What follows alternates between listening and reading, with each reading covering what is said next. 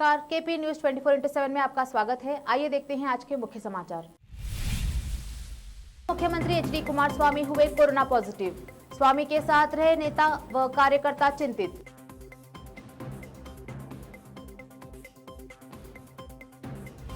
चारा घोटाला मामले में लालू प्रसाद यादव को मिली जमानत।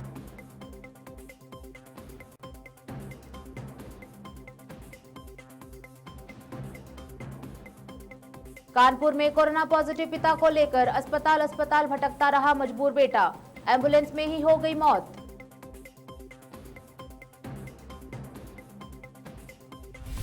लाल किले वाले मामले में आरोपी दीप सिद्धू को दिल्ली की कोर्ट ने दे दी जमानत।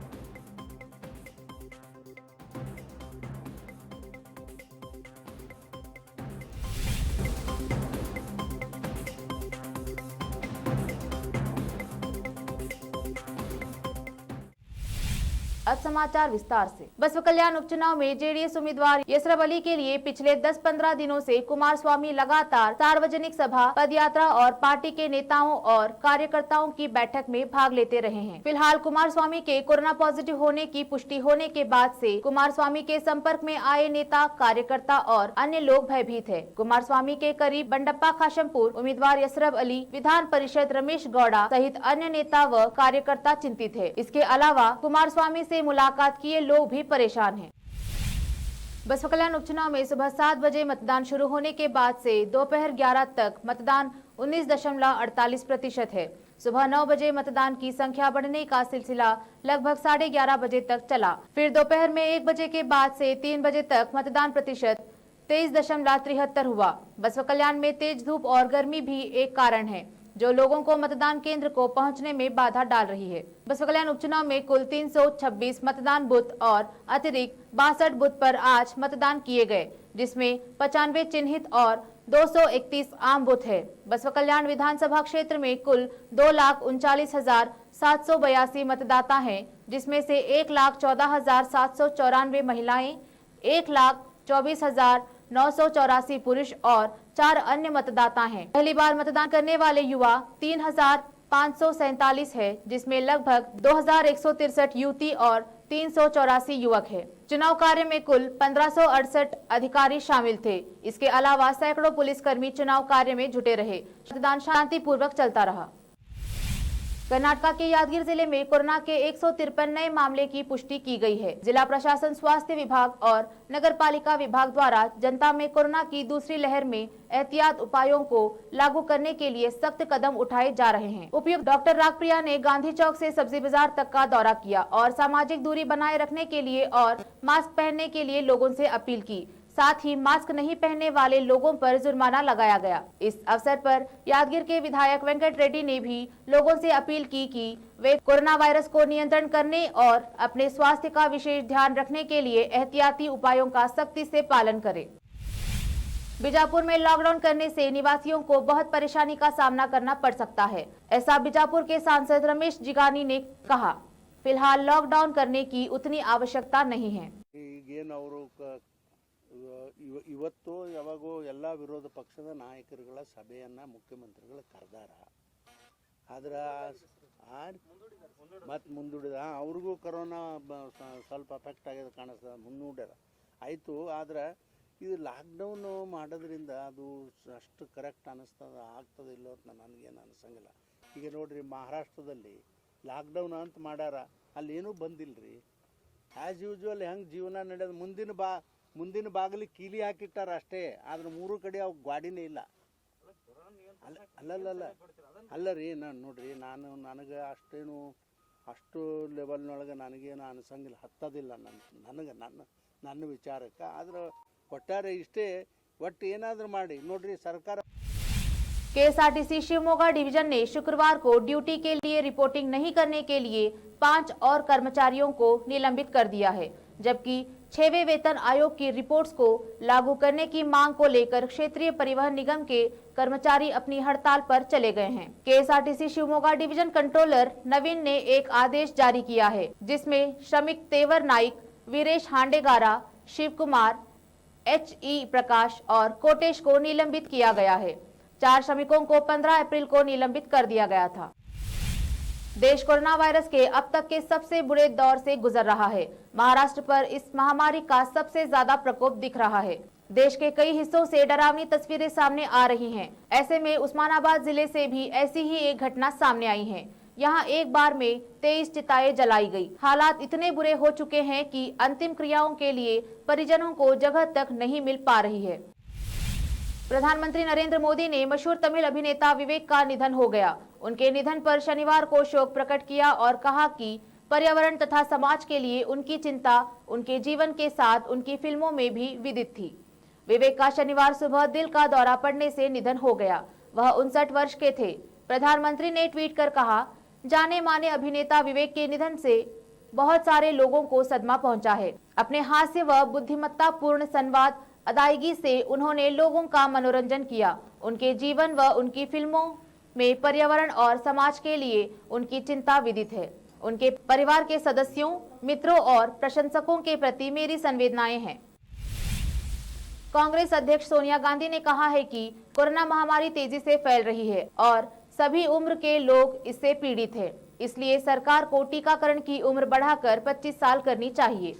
शनिवार को यह पार्टी की शीर्ष नीति बनाने वाली कांग्रेस की कार्यकारिणी की बैठक को संबोधित करते हुए सुश्री गांधी ने कहा कि सरकार को कोकीन के प्रसार और मधुमेह और गुर्दे की बीमारी जैसी घातक बीमारियों से प्रभावित लोगों के मद्देनजर टीकाकरण की उम्र पर पुनर्विचार करना चाहिए। 25 वर्ष से अधिक आयु के युवाओं को भी टीका लगाया जाना चाहिए। प्रधानमंत्री नरेंद्र मोदी ने कोरोना के बढ़ते मामलों के बीच देश में मेडिकल ऑक्सीजन कई राज्यों में किल्लत का एक बैठक में जायजा लिया। सरकार के एक बयान में कहा गया है कि कई मंत्रालयों के वरिष्ठ अधिकारियों की समीक्षा बैठक में पीएम मोदी ने सुझाव दिया कि प्रत्येक संयंत्र की क्षमता के अनुसार चिकित्सा ऑक्सीजन का उत्पादन बढ़ाया जाना चाहिए। बता दें कि महाराष्ट्र समेत कई राज्य मेडिकल ऑक्सीजन की कमी का संकट झेल रहे हैं। देश के चर्चित मामलों में से एक चारा घोटाला मामले में सजायाफ्ता लालू यादव को बड़ी राहत मिली है। रांची हाईकोर्ट ने शर्तों के साथ राष्ट्रीय जनता दल सुप्रीमो और पूर्व मुख्यमंत्री को जमानत दे दी है। यह मामला 9 अप्रैल को भी सुनवाई के लिए सूचीबद्ध था, लेकिन सीबीआई ने जवाब दाखिल करने के लिए अदालत से समय की मांग की थी। केपी न्यूज में फिलहाल वक्त एक छोटे से ब्रेक का।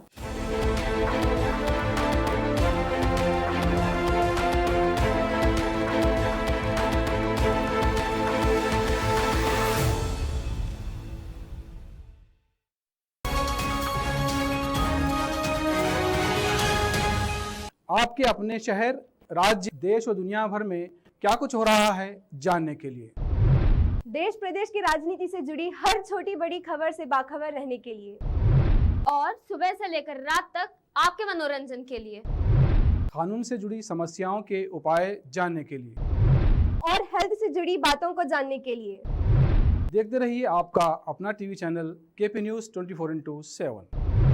देखिए देश और दुनिया भर की खबरें केपी न्यूज से।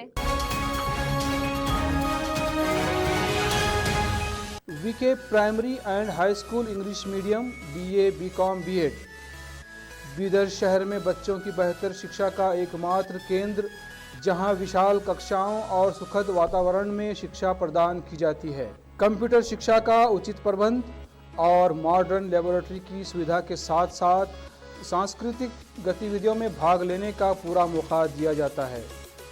एक्सपर्ट्स टीचर्स के माध्यम से शिक्षा की व्यवस्था सचिव दिलीप कुमार कमठानी की देखरेख में और वैजनाथ कमठानी की अध्यक्षता में चलाए जाने वाला और कई पुरस्कारों से सम्मानित शैक्षिक केंद्र VK primary and high school English medium BA, BCom, BEd Vidyanagar Bidar. Phone number 8550001972। Break के बाद आपका स्वागत है। आइए देखते हैं आगे के समाचार।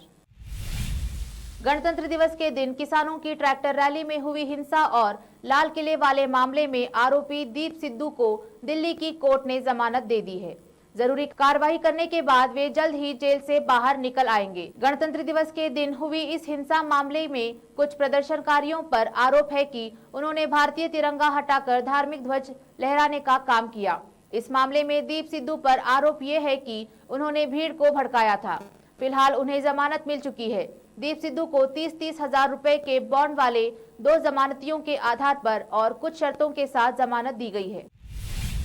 उत्तर प्रदेश के कानपुर में कोरोना का कहर जारी है। बढ़ते संक्रमितों की संख्या ने प्रशासन और स्वास्थ्य को चिंता में डाल दिया है। मौत के बढ़ते आंकड़ों को देखते हुए प्रशासन ने तमाम अस्पतालों को निर्देश दिए हैं कि इलाज में कोताही न बरती जाए। लेकिन इसके विपरीत कानपुर शहर में एक ऐसा मामला सामने आया है जिसमें एक मजबूर बेटा अपने पिता को एम्बुलेंस में रखकर अस्पतालों के चक्कर लगाता रहा। आखिरकार एम्बुलेंस में ही पिता ने दम तोड़ दिया। परिजनों का आरोप है कि इलाज अभाव में उनकी मौत हो गई। इंडियाना पुलिस में एक फेडेक्स कंपनी के 19 वर्षीय पूर्व कर्मचारी द्वारा की गई गोलाबारी में कम से कम 4 सिख मारे गए हैं। गुरुवार रात आत्महत्या करने से पहले बंदूकधारियों ने 8 लोगों की हत्या कर दी। आखिर में फिर एक बार देखते हैं मुख्य समाचार। पूर्व मुख्यमंत्री एचडी कुमारस्वामी हुए कोरोना पॉजिटिव। स्वामी के साथ रहे नेता व कार्यकर्ता चिंतित।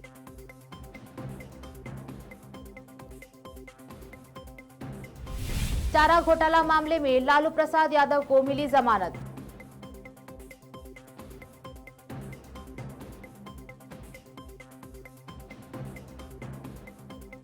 कानपुर में कोरोना पॉजिटिव पिता को लेकर अस्पताल भटकता रहा मजबूर बेटा। एम्बुलेंस में ही हो गई मौत।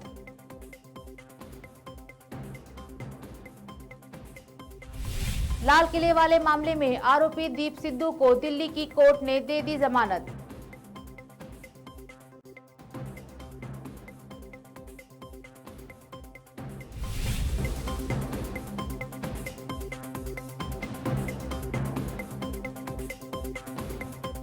केपी न्यूज में फिलहाल इतना ही।